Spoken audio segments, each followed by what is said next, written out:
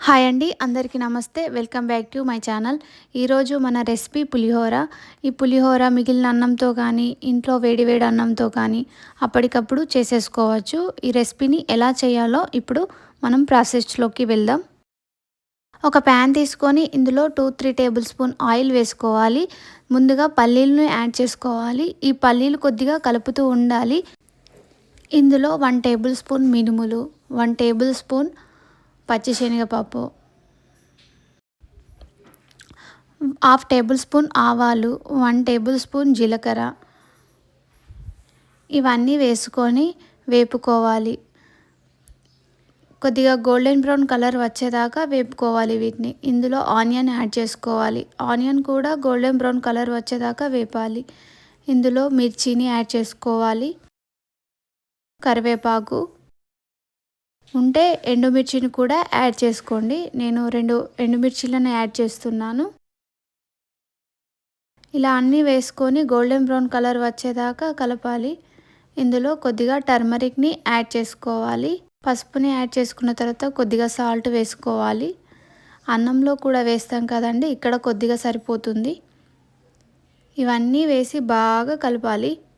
ఈ పులిహోర పుల్ల పుల్లగా బాగుంటుందండి.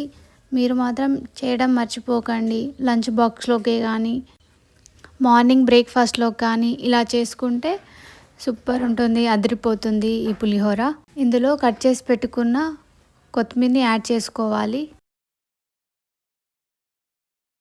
ఇవన్నీ వేగిన తర్వాత ఇందులో మనము కలిపి పెట్టుకున్న రైస్ని ఇందులో యాడ్ చేసుకోవాలి.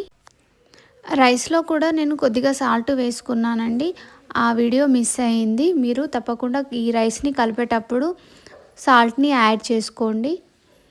ఇలా మొత్తం రైస్ వేసి కలపాలి.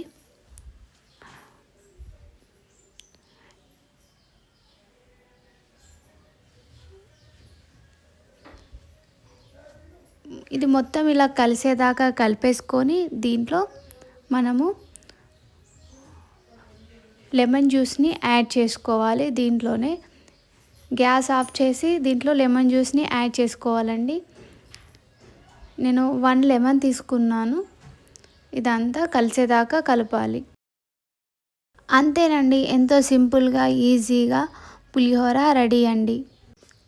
మన ఛానల్లో చాలా బ్రేక్ఫాస్ట్ రెసిపీస్ ఉన్నాయి, లంచ్ బాక్స్ రెసిపీస్ ఉన్నాయి.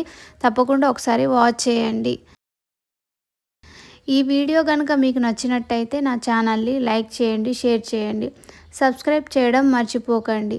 Thank you everyone. మీరు కనుక ఈ రెసిపీని ట్రై చేస్తే మీకు ఎలా వచ్చిందో నాకు కామెంట్ చేయండి. తప్పకుండా కామెంట్ చేయండి.